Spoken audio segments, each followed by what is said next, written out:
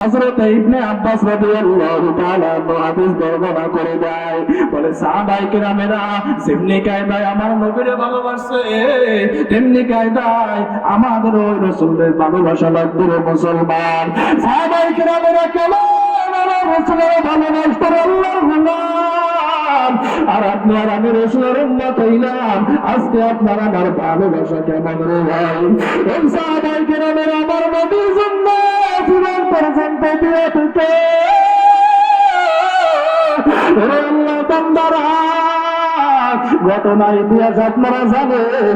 নবী আমার আবু বকরকে শুধু একটু বইলা রাখছে, আবু বকর হিজরত করে লাগতে পারো, তুমি তৈরি থাকিও। নবী আমার দিনও বলেন নাই, তারিখও কোনো কিছু আবু বকরকে বলে নাই। হিজরতের রাত্রে শুধু আবু বকরের দরজার সামনে নবী আমার দাঁড়াইয়া বলে, আবু বকর একটা ডাক দেওয়ার সাথে সাথে আবু বকর বলে, লাব্বাইকা ইয়া সাদাইকা ইয়া রাসূলুল্লাহ, আবু বকর হাজির। নবী আমার বলে, আবু বকর এত গভীর না, ও আবু বকর তুমি কি ঘুমাও না এখনো? আবু বকর এত রাত্রে তোকে একটা ডাক দিলে সারা দেওয়ার কথা না। আবু বকর রাদিয়াল্লাহু তাআলা আনহু ডাক দিয়ে বলে, নবী আমার,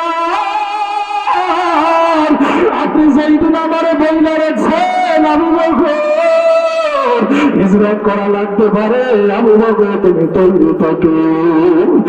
আল্লাহর বান্দারা আবু বকর বলে, নবী আমার, এই দিন থেকে আমি আবু বকর আমার পেট আমি বিছানায় লাগাই না।